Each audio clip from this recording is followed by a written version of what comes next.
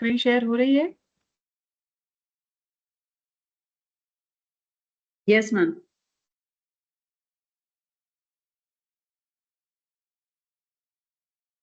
खजुराहो जैन मंदिर बाकी है ना आपका?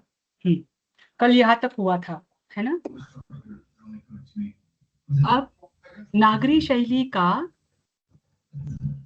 तीसरा ये जो सब आप मंदिर एक हमें देखना है। साथ दे दोगे ना? आप ये सब चीजें एक साथ दे दोगे ना? हाँ हाँ, आपको पीपीटी चाहिए ना? ये पीपीटी में दे दूंगी, जैसे ही पूरी हो जाएगी ना मैं शेयर कर दूंगी। हाँ वही जीरोक्स के लिए इजी रहेगा इसलिए। जेरोक्स मत निकालना, हाथ से लिखना। मैम बहुत सारे तब सब्जेक्ट में बहुत सारी चीजें हैं। हाँ, तो आपकी प्रैक्टिस तो तभी होगी ना। कोई बात नहीं, चलो। देखो, नागरी शैली को हम लेकर हम देख रहे हैं। नागरी शैली के अंतर्गत हमने कल पालीताना और राणकपुर का मंदिर, नहीं, दिलवाड़ा का मंदिर देखा था, है ना? आज हम खजुराहो के जो जैन मंदिर है उसे लेकर देखेंगे। आपने खजुराहो नाम सुना होगा, कदाचित आपने इतिहास में भी पढ़ा होगा कि खजुराहो की जो नक्काशी है, मंदिर आदि है, जो कि इतिहास में हिंदू परंपरा के मंदिर बताए जाते हैं, उन मंदिरों की नक्काशी के लिए हमेशा खजुराहो फेमस रहा है। अगर आप कुछ वहां के हिंदू परंपरा के मंदिर देखो, वो भी नागरी शैली में है, पर कुछ कामुक चित्र जो है वहां पर देखने को मिलते हैं हिंदू परंपरा के मंदिर में। पर इसके अलावा यहाँ पर खजुराहो में 16 जैन मंदिर है, ध्यान रखना। और ये भी उतने ही बारीकी सूक्ष्मता से बनाए गए हैं, उतनी ही नक्काशी के साथ वैसे ही बनाए गए हैं। लेकिन यहाँ पर आपको कोई कामुक चित्र देखने को नहीं मिलेंगे। यहाँ पर अलग अलग प्रकार के तीर्थंकर के जीवन के प्रसंग आदि हो, या प्रतीक के रूप में जो स्वप्न आदि दिखाए जाते हैं, या यक्ष यक्षिणी आदि है, उनकी नक्काशियां बनाई गई। ठीक।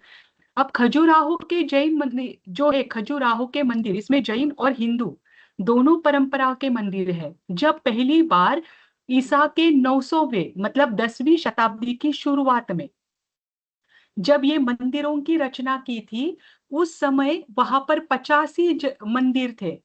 इसमें से 25 जैन मंदिर थे, ऐसा कहते हैं। ठीक। से 85 मंदिर थे, मंदिरों का निर्माण किया गया था उस समय। 10वीं शताब्दी में यहाँ के राजा जो थे वो थे चंदेल वंश के राजा। ध्यान रखना, दो प्रकार के वंश की परंपरा पहले से चलती आ रही है, एक चंद्रवंश और एक सूर्यवंश। जैसे आपने सुना होगा कि राम सूर्यवंशी थे, सूर्य उनका वंश, वहां से वो चलता आ रहा था। तो वैसे ही चंदेल वंश के जो राजा थे ना, वो ये मानते थे कि हम चंद्र वंश के उत्तराधिकारी है, उसमें जन्मे हुए हैं। इस कारण से उनका जो वंश है वो चंदेल वंश से ही प्रसिद्ध हुआ। ये चंदेल वंश के राजा और इनके ये जो खजुराहो के मंदिर है, ये 10वीं शताब्दी के। और कंबोडिया के अंगकोर वाट के मंदिर, ध्यान रखना, कंबोडिया में खमेर वंश के राजा थे, और मध्य प्रदेश के खजुराहो में चंदेल वंश के राजा थे। ये दोनों लगभग एक ही समय में हुए, आगे पीछे होगा।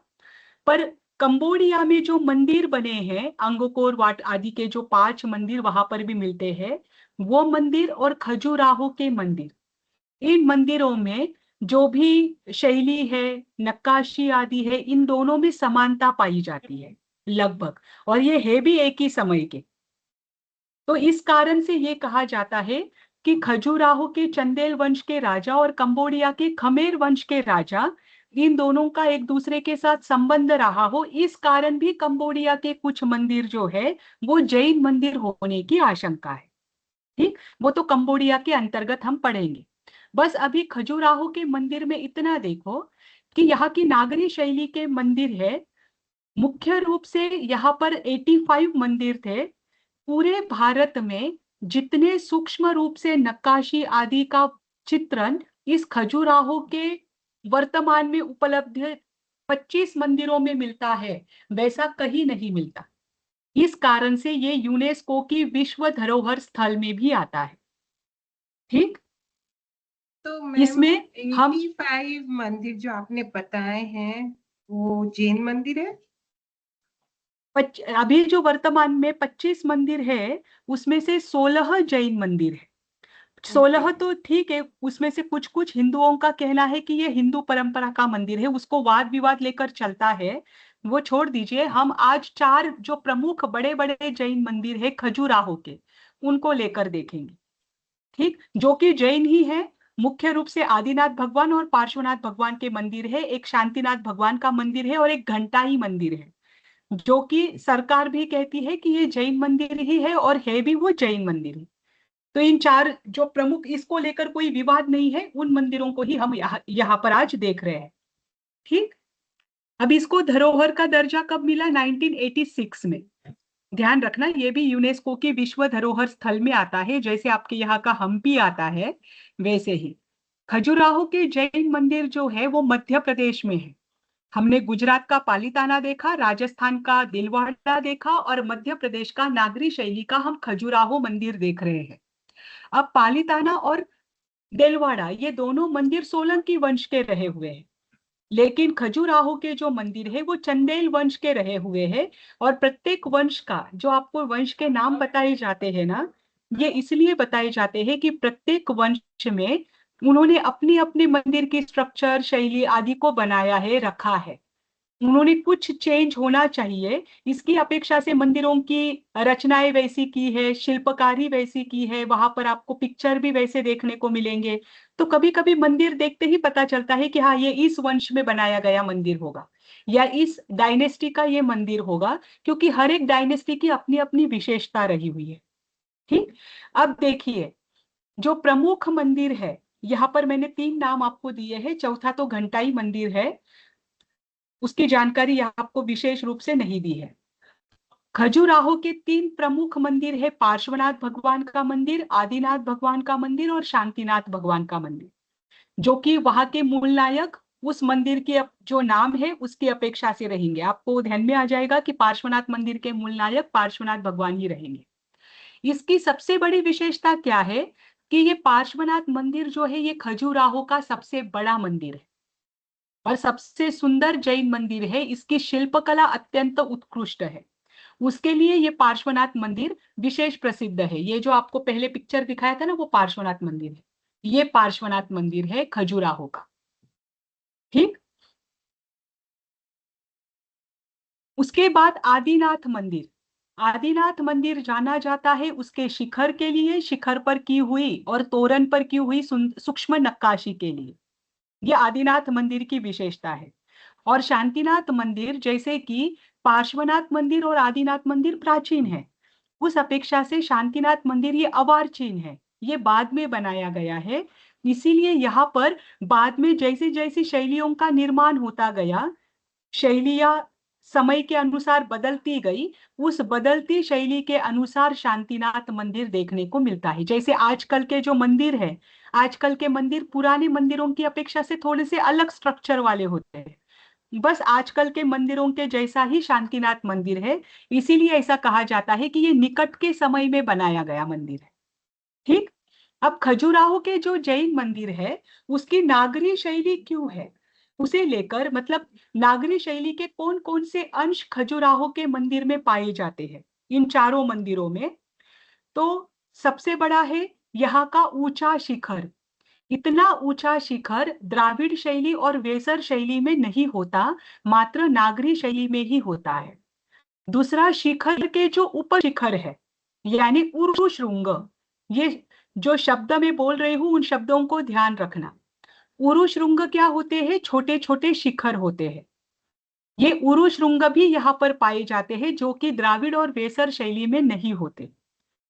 कलश और तोरण, शिखर के ऊपर कलश, कलश के नीचे आमलक और आगे तोरण होना, ये भी नागरी शैली की विशेषता है। इस कारण से खजुराहो के जो जैन मंदिर है वो भी नागरी शैली के हैं, ऐसा कहा जाता है।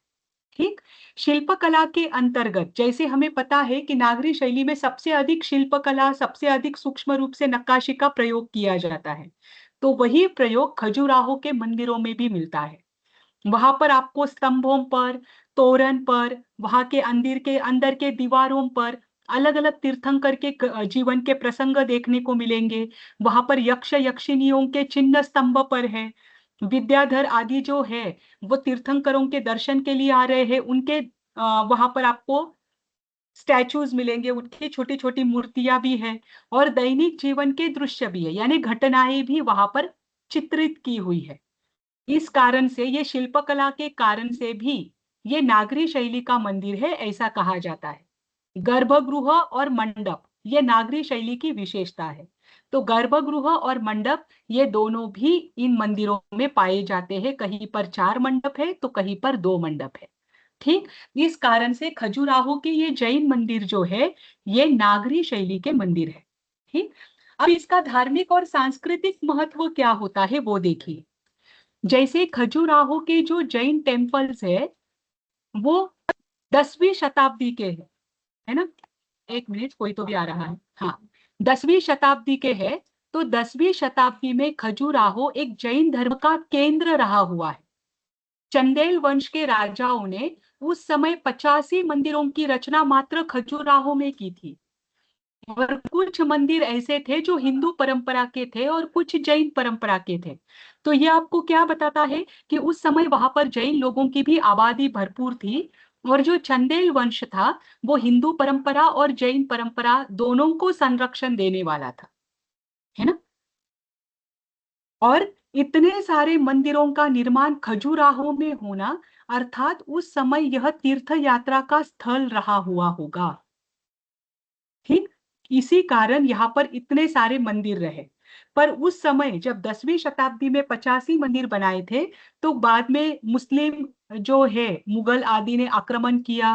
कुछ नैसर्गिक आपदाएं आई जिसकी वजह से बहुत सारे मंदिर जो है वो खंडहर बन गए और बाद में मिट्टी में विलीन हो गए। इसीलिए वर्तमान में मात्र खजुराहो में 25 ही मंदिर देखने को मिलते हैं।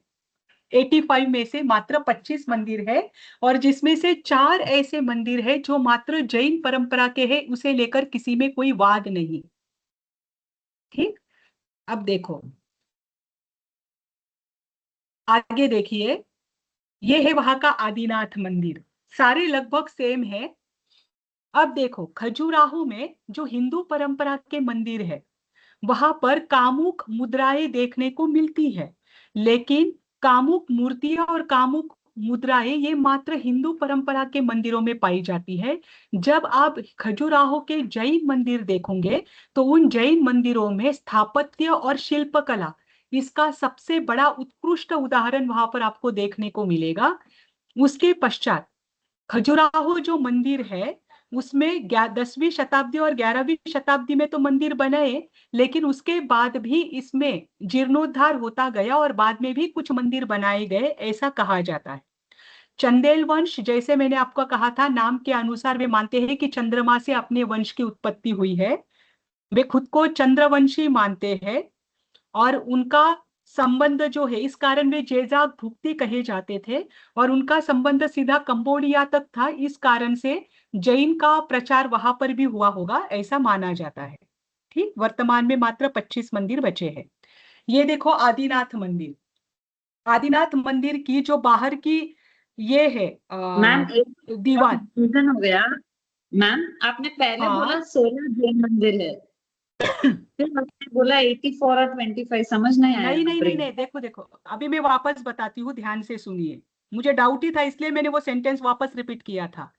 जब बनाए थे तब 85 मंदिर थे जो हिंदू और जैन दोनों परंपरा के मिलकर थे। ठीक, ओके। ऐसा कहा जाता है कि उस समय लगभग 25 मंदिर ऐसे रहे हो जो कि जैन हो। पर उसमें से वर्तमान में जो 25 मंदिर उपलब्ध है उसे लेकर ये बात चलती है कि इसमें से 16 मंदिर जैन है। लेकिन हिंदू परंपरा जो है और जैसे वो यूनेस्को की धरोहर बन चुकी है तो वर्तमान में बाद में बस 4 ही मंदिर ऐसे हैं जिस पर कोई वाद नहीं है कि ये जैन मंदिर है। समझा? उसमें तो मैम 16 16 मंदिरों में से मैम देखो क्या देखो नहीं मैं बताती हूँ। मैम एक उनका बार ये रिपीट कहना करो। है। देखो मैं एक बार मैं हाँ बताती हूँ फिर आप रिपीट करना ताकि मुझे भी क्लियर होगा आपका। 16 मंदिरों को लेकर विद्वानों की ये चर्चा चलती है कि ये जैन मंदिर है, लेकिन हिंदू परंपरा के लोग ये बताते हैं कि वो हिंदू परंपरा का मंदिर है, क्योंकि वहां पर वैसे प्रमाण नहीं मिलते। बस 4 ही मंदिर ऐसे हैं जैन मंदिर जिसे लेकर कोई वाद नहीं है। ठीक, अब आप में से कोई भी एक बताए ताकि मुझे समझेगा कि मैंने जो कहा है वो आपको क्लियर हुआ है या नहीं। मैं बताऊं मैम टोटली 85 थे, 85 में से 25 बच गए और हाँ 25 में से अभी 16 जैन है करके था, बट उसमें हिंदूज कहते हैं कि उनके हैं, तो सिर्फ 4 ही जैन है। हाँ, करेक्ट? 4 ही ऐसे हैं जिसमें कोई विवाद नहीं है और जिसे कोई मानता नहीं है कि वो हिंदू का है। वो क्योंकि उनके नाम भी वैसे ही है तो कोई बता नहीं सकता, उसके साथ कोई अपना अधिकार नहीं जमा सकता, क्योंकि 3 मंदिरों के नाम तो तीर्थंकर के नाम से ही है, और एक घंटाई मंदिर है जिसमें तीर्थंकरों की ही मूर्तियां है, दूसरी कोई अन्य नक्काशी मतलब अन्य यक्ष यक्षिणी की मूर्ति वहां पर है ही नहीं। इस कारण से बट इन 4 मंदिरों पर कोई विवाद नहीं है। इन 4 मंदिरों को लेकर हर कोई जानता है और हर कोई कहता है कि ये जैन मंदिर है, पर ओके अन्य को लेकर विद्वानों में मतभेद पाया जाता है। मैम, ठीक, तो कोई भी जैन मंदिर में बाहर ऐसे ऐसे इमेजेस नहीं मिलेंगे, ऐसी कारीगरी नहीं मिलेगी? नहीं ये है हाँ ना, ये कारीगरी है, ये यक्ष यक्षिणी की कारीगरी है जैन परंपरा के अनुसार। ये आदिनाथ भगवान के मंदिर की दीवार है हाँ, जो मैंने तो आपकी स्पीच। हाउ यू तो ये accept this as a Jainism thing ma'am? नहीं, तो ये यक्ष यक्षिणी की है, और उसके अलावा यहाँ पर प्राणियों की भी मूर्ति आपको देखने को मिलेगी। लेकिन आप जब हिंदू परंपरा के मंदिर देखोगे ना, तो वहां पर यक्ष यक्षिणी यक्ष यक्षिणी नहीं, कुछ कामुक मूर्तियां वहां पर बताई गई है, दिखाई गई है। यहाँ पर ऐसे प्रसंग दिखाए हैं मूर्तियों के अलावा। अगर आप ऊपर देखो तो ये कुछ प्रसंग है जो बैठे हुए हैं, कुछ ना कुछ दैनिक प्रसंग यहाँ पर आपको देखने को मिलेंगे। ये बाहरी दीवार है आदिनाथ मंदिर की,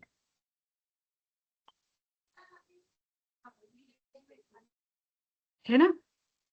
तो ये जो छोड़कर आप खजुराहो के अन्य मंदिर देखोगे ना, हिंदू परंपरा के मंदिर, एक मिनट, हाँ एक मिनट।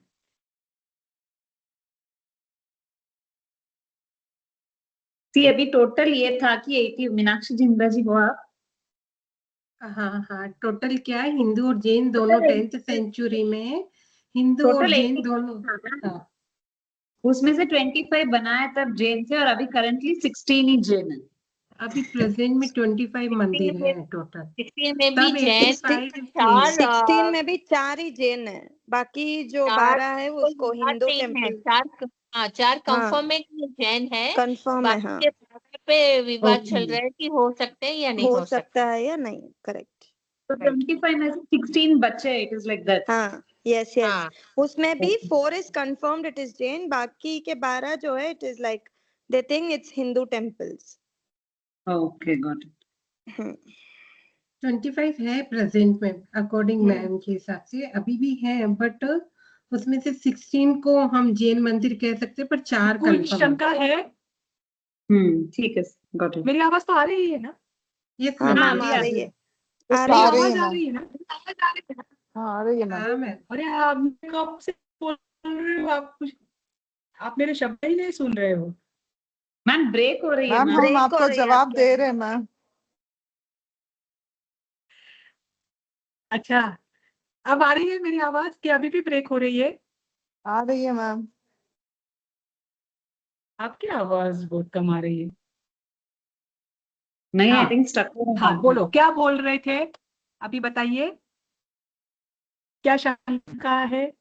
मैम मुझे एक डाउट था कि अगर यक्ष यक्षिणी भी है तो जैन मंदिर के बाहर यक्ष यक्षिणी की how you explain this ma'am? चित्र मैम। मंदिरों की संरचना कैसी होती है? हाँ, मेरी आवाज आ रही है ना? Yes ma'am. हाँ, अभी किसी ने कुछ मीनाक्षी कहा? जी की स्टक हो रही है। मैंने पूछा कि यक्ष यक्षिणी का क्या एक्सप्लेनेशन है मैम, कि क्यों जैन टेम्पल के इस हाँ पर है हाँ हाँ, दीवारों पे? मीनाक्षी जी की जी मैं ब्रेक हो रही है। बताती हूँ, देखो मैं आपको बताती हूँ कि जिन शिल्पकारों ने इन मंदिरों का निर्माण किया उन्होंने हिंदू मंदिर का भी निर्माण किया, उन्होंने जैन मंदिर का भी निर्माण किया। अब जो हर एरिया में शिल्पकार जैसे होते हैं ना, किसी का तो भी म्यूट है, अनम्यूट है। हाँ, तो जिन शिल्पकारों ने इन मंदिरों का निर्माण किया, अब उन्होंने हिंदू मंदिर के बाहर अलग अलग कामुक चित्र रखे। अब शिल्पकार तो शिल्पकारी ही करेगा। अब उनके दिमाग में ये भी आता है कि यहाँ भी मंदिर के बाहर शिल्प चित्रकारी करे, तो अब वहां पर तो कामुक मूर्तियां नहीं रख सकते। तो यहाँ पर उन्होंने यक्ष यक्षिणी के जो चित्र है वो बनाए, क्योंकि वो उनकी डिजाइन बनाने का स्ट्रक्चर था शिल्पकारों का।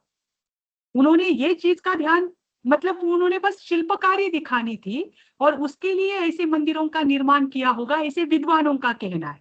क्योंकि एक ही शिल्पकार जब शिल्पकला दिखाने के लिए जाएगा तो वो लगभग हर जगह सेम ही करेगा, बस जैसी जैसी मान्यता रहेगी वैसे वैसे चित्रों को वो ऐड करेगा, है ना। तो कभी कभी ये भी होता है कि जब कोई राजा होता है वो दोनों परंपराओं को मानता है, हिंदू भी और जैन भी, या अन्य कोई बौद्ध वगैरह भी हो, तब उस राजा जो है वो दोनों को मिक्स भी कर देता है शैलियों को। कभी कभी शिल्पकार भी अपनी शिल्पकला के अनुसार, जैसे उस मंदिर का निर्माण किया तो यहाँ भी मंदिर का निर्माण करना है, तो यहाँ भी वैसा ही स्ट्रक्चर रखना है, उस अपेक्षा से भी ऐसी चीजें होती है। तो ये बदलाव आपको हर दर्शन के मंदिरों में देखने को मिलेंगे। हर धर्म का मंदिर जो है उसमें कहीं ना कहीं एक दूसरे के परंपरा के कुछ ना कुछ सूत्र इधर उधर देखने को मिलते हैं। ये होता है उस समय की परंपरा, उस समय के जो विचार शैली है उसे लेकर। तो कभी कभी ऐसा भी होता है कि आपको जो जैन मंदिर मिलेगा उसमें आपको कोई बाहर स्ट्रक्चर नहीं मिलेगा, या बाहर आपको कोई शिल्पकारी या कोई नक्काशी देखने को नहीं मिलेगी। और कभी कभी ऐसा होगा कि जब आप हिंदू एरिया में जाओगे तो वहां के जैन मंदिर टोटल अलग रहेंगे। ये तो उस एरिया के अनुसार ये सब होती है, या उस समय के जो लोग हैं जिन्होंने मंदिर बांधा है उनके अनुसार भी होता है। तो ये हमारे हाथ में नहीं होता। बस उन्होंने इन चीजों का ध्यान रखा है कि कामुक चित्र जो है वो उन्होंने जैन मंदिरों में नहीं रखे, उसकी जगह पर उन्होंने यक्ष यक्षिणी आदि के मूर्तियां दिखाने का प्रयास किया है। ठीक, और कोई है थैंक यू मैम। प्रश्न? मैम एक मिनट फिर से क्लियर कर लूं मैम। हाँ। 85 मंदिर थे, उसमें से 25 उन्होंने चंदेल राजा ने 25 जैन मंदिर बनाए, पर उसमें से ये 16 विद्वानों का कहना है, ध्यान रखना ध्यान रखना, ये हाँ। विद्वानों का कहना है। ओके, जो अभ्यास करते हैं ना उनका ये कहना है कि जब 85 मंदिर बनाए थे तो उसमें 25 जैन मंदिर रहे होंगे। अभी भी विद्वानों में ही मतभेद है। वो कहते हैं कि 16 मंदिर, जैसे मंदिर की रचना है अंदर से तो ये जैन मंदिर होना चाहिए, तो ऐसे 16 मंदिरों को लेकर विद्वानों का मत है कि ये जैन मंदिर होना चाहिए। लेकिन इसमें मतभेद है, कुछ विद्वान ये भी कहते हैं कि ये हिंदू परंपरा का भी मंदिर हो सकता है। मतलब तो जब 25 भी आप कहो तो विद्वानों के मत के अनुसार है, ऐसे कहना। नहीं तो 25 भी हो सकते हैं और 16 भी हो सकते हैं, ऐसा विद्वानों का कहना है। नहीं नहीं नहीं नहीं नहीं, वापस सुनिए। जब 85 मंदिर बनाए थे उस समय विद्वानों का ये कहना था कि 25 जैन मंदिर रहे होंगे। हाँ। वर्तमान में जो 25 उपलब्ध है उसमें से विद्वानों का कहना है कि 16 जैन मंदिर हो सकते हैं, मतलब इन 25 में से 16 जैन मंदिर होने चाहिए। लेकिन हाँ, ये हाँ। मतभेद है। बस 4 ही मंदिर ऐसे हैं जो कि संपूर्ण रूप से हर व्यक्ति मानता है कि ये जैन ही है, उसमें ठीक है कोई मैम, मतभेद नहीं है। अब समझ आ मैम गया। तो ये 85 फिगर कहाँ से आया मैम? 50 और 85 85 थे मंदिर, 85 मंदिर तो थे ही, क्योंकि उसके खंडहर मिले हैं, 10th उनका century इतिहास में में भी थे। वर्णन है। पर वो कुछ मुगलों ने आक्रमण करके उसे नष्ट कर दिया, कुछ कुछ नैसर्गिक आपत्ति के कारण या कुछ ना कुछ होता गया, इसकी वजह से वो खंडहर बने रह गए।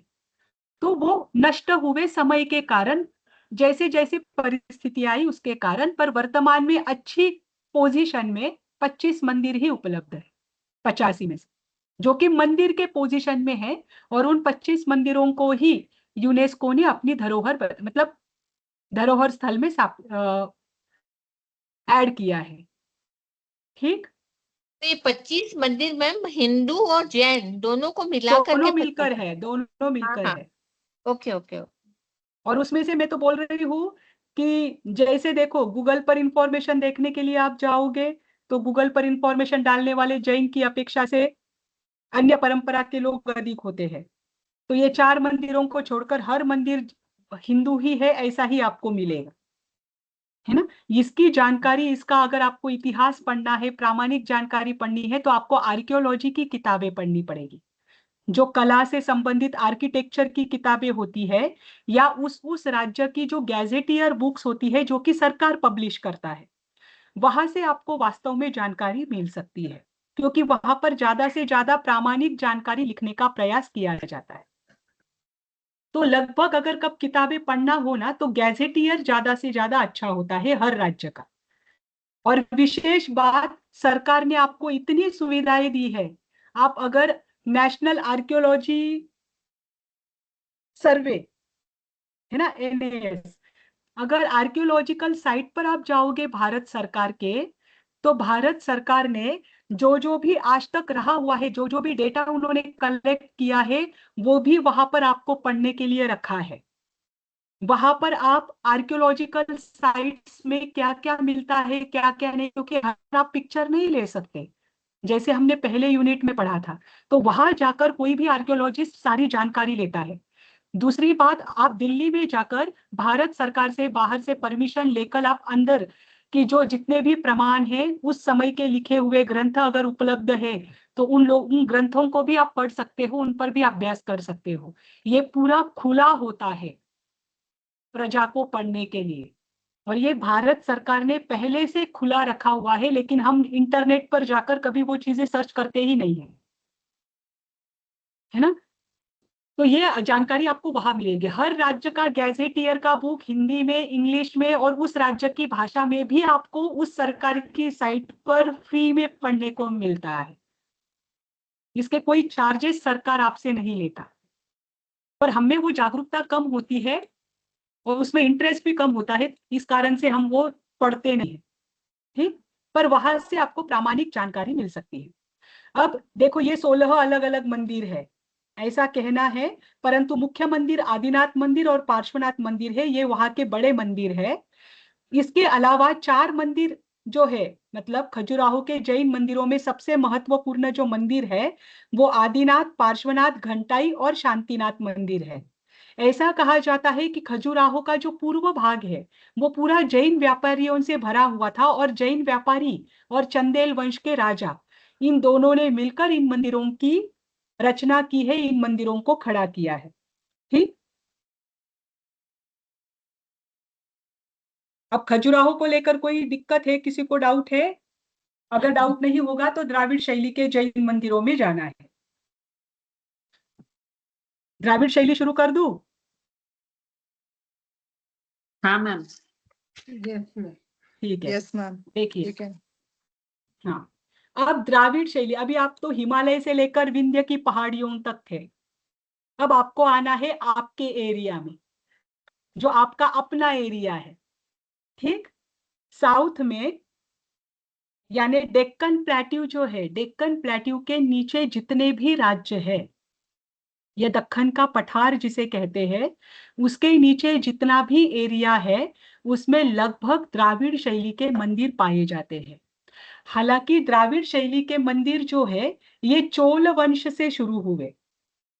द्राविड़ शैली को चोल शैली भी कहा जाता है। और चोल वंश का साम्राज्य कहां पर था मुख्य रूप से? चोल वंश कहाँ थे, चोलास कहाँ थे? मैसूर। दक्षिण भारत, मैसूर। मैसूर। आपके साउथ में ही थे ना चोलास? मैंने तो यहाँ आने के बाद भी चोलास के बारे में सुना। तो यस मैम। चोलास का जो साम्राज्य था ये दक्षिण भारत पर अधिक था, इसीलिए दक्षिण भारत में द्राविड़ शैली के मंदिर जो है, द्राविड़ शैली यानी चोला शैली, इसके मंदिर दक्षिण भारत में ही पाए जाते हैं। अब द्राविड़ शैली के जो जैन मंदिर है इनकी कुछ विशेषताएं हैं, पहले वो हम देखेंगे, फिर हम द्राविड़ शैली पर जाएंगे। द्राविड़ शैली में विमान होते हैं, ये आपको पता है। विमान यानी एक के ऊपर एक पिरामिड जैसी संरचना होती है। ये पिरामिड का आकार जो है ये द्राविड़ शैली की विशेषता है। इसे ही द्राविड़ शैली में विमान कहते हैं। ठीक, उसके ऊपर भी शिखर होता है। द्राविड़ शैली के अगर आप मंदिर देखो इधर के, तो पिरामिड जैसी रचना होने के बाद ऊपर का जो शिखर है उसे स्तूपा कहा जाता है। वे उसे स्तूपास कहते हैं या कहीं कहीं पर उसे शिखर भी कहते हैं। ठीक, फिर दूसरी महत्वपूर्ण बात होती है द्राविड़ शैली के मंदिरों की बाहर का मुख्य दरवाजा। हर मंदिर जो है, जो प्राचीन है, उसके बाहर मुख्य रूप से बहुत बड़ा दरवाजा यानी उसका गेट, एंट्रेंस गेट जो है वो आपको देखने को मिलेगा। उस एंट्रेंस गेट को कहा जाता है गोपुरम। ध्यान रखना, कभी कभी ऐसा भी होता है कि गोपुरम शब्द नागरी शैली में किसी और चीज के लिए इस्तेमाल होता है, द्राविड़ शैली में वो मुख्य दरवाजा के रूप में इस्तेमाल होता है। ठीक, जो पिरामिड जैसी संरचना है वो द्राविड़ शैली की मुख्य विशेषता है। उसके साथ गोपुरम यानी मुख्य द्वार, मंदिर के बाहर आंगन के आगे जो बहुत बड़ा द्वार होता है वो द्वार गोपुरम कहलाता है। उसके बाद खुली जगह होती है और फिर बाद में मंदिर होता है। यह द्राविड़ शैली की विशेषता है। स्तंभ वाले मंडप, मंडप यानी क्या होता है बताइए?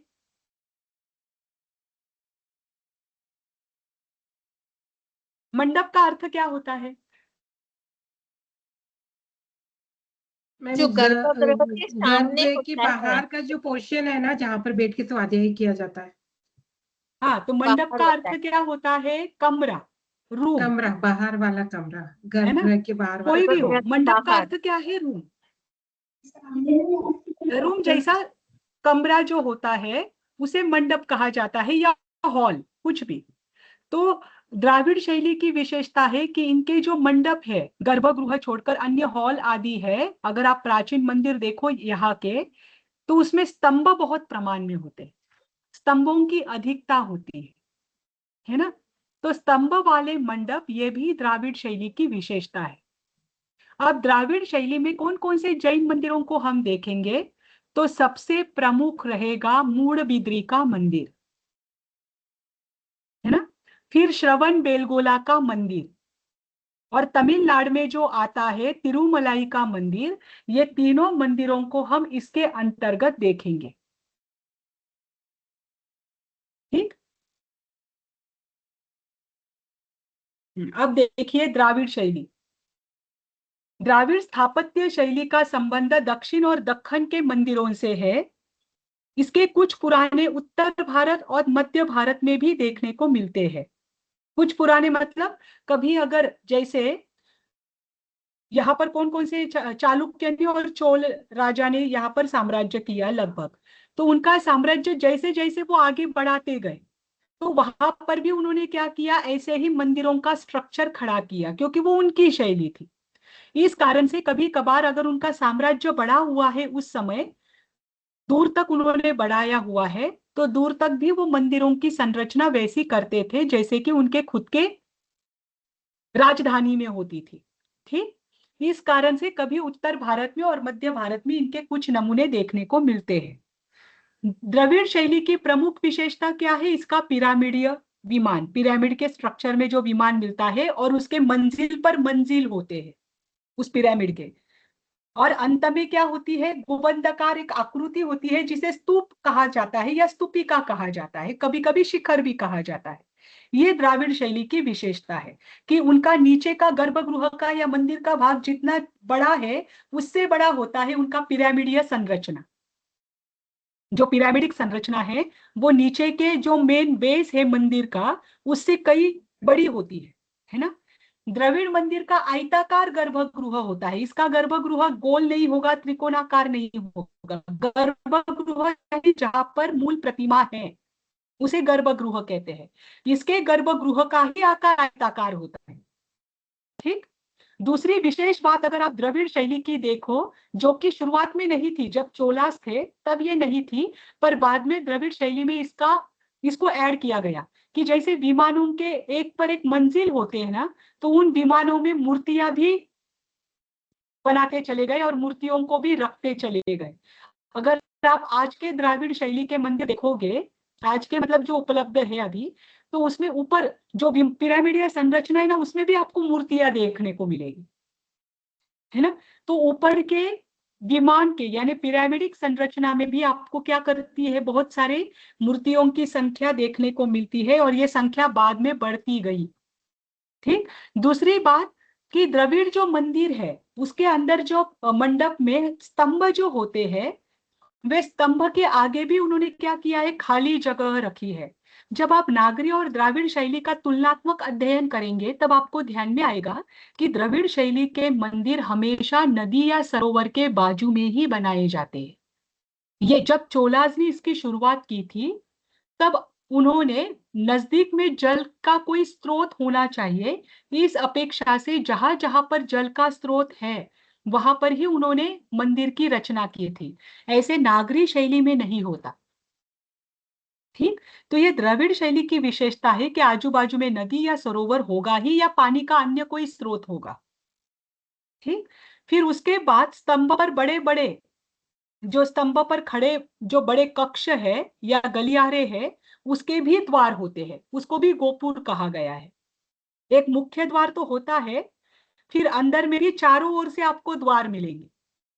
ये तो आप नागरी शैली के भी अभी के जो मंदिर बनते हैं उसमें भी अब ऐड किया जाता है, चारों ओर से एंट्री हो सकती है। पर ये मुख्य रूप से ये परंपरा द्राविड़ शैली की रही है कि चारों ओर से आप क्या कर सकते हो, मंदिर के अंदर प्रवेश कर सकते हो। ये द्राविड़ शैली के मंदिरों में, तीन शैलियों की अपेक्षा से देखो तो ये द्राविड़ शैली की विशेषता है। ठीक। द्राविड़ीय जो स्थापत्य है इसमें स्तंभ पर प्लास्टर का उन्होंने प्रयोग किया है, लेकिन ये प्लास्टर का प्रयोग भी 14वीं शताब्दी के बाद शुरू हुआ।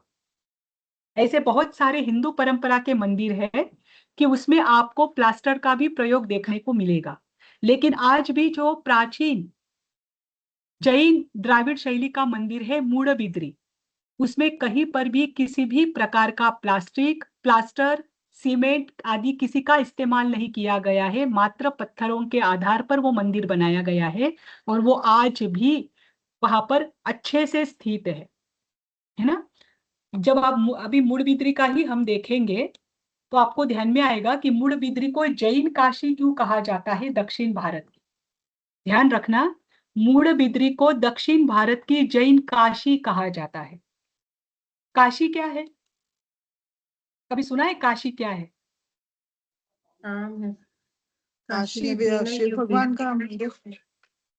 नहीं, काशी 4 धाम में से एक प्रमुख धाम है। काशी का अपना विशेष महत्व है। मंदिर तो वहां पर है काशी बनारस, पर काशी में गंगा का स्थान भी काशी के नजदीक है। तो काशी की हिंदू परंपरा में बहुत मान्यता है। जब प्रमुख धामों की चर्चा होती है या पाप धुलाने की बात जब आती है तब सबको काशी की याद आती है ना। तो हिंदू परंपरा में हिंदू परंपरा के अनुसार यदि वहां पर काशी में मृत्यु होती, कुछ है वहां का मंदिर। हाँ, अंतिम समय का कारण, अंतिम समय के पहले भी अगर स्वर्ग पाना है तो काशी एक बार करना है, और उसके बाद जो अंतिम उनका हो जाता है जो सारी विधियां, उसके बाद भी हिंदू परंपरा में काशी को जाकर आते हैं, या वहां पर भी कभी कभी अस्थियों का विसर्जन वगैरह या पूजा आदि करते हैं। पर काशी का उनका एक अपना महत्व है, वो सबसे प्रमुख स्थान माना जाता है। इसीलिए मूडबिद्री का महत्व आपको समझे या हमें समझे, इसके लिए कहा है कि मूडबिद्री यह दक्षिण भारत की जैन काशी है। जैसे काशी के महत्व हिंदू परंपरा में है, वैसे ही मूडबिद्री का महत्व जैन परंपरा में है। ठीक। ये कर्नाटक के कन्नड़ जिले में आता है मूडबिद्री। मूडबिद्री एक छोटा सा गांव है, लेकिन जब वहां पर लगभग 30 जैन मंदिर है। ध्यान रखना, बहुत छोटा सा गांव है, मतलब आप उस गांव में जाओगे तो आपको मंदिर ही मंदिर मिलेंगे, और सबके सब जैन मंदिर है। कितने मंदिर जिसमें से बताए 18 मैम आपने? मंदिरों की सूची तो मैं आपको दूंगी अभी यहाँ पर। जी, कितने मंदिर? 30 बताए मैम आपने?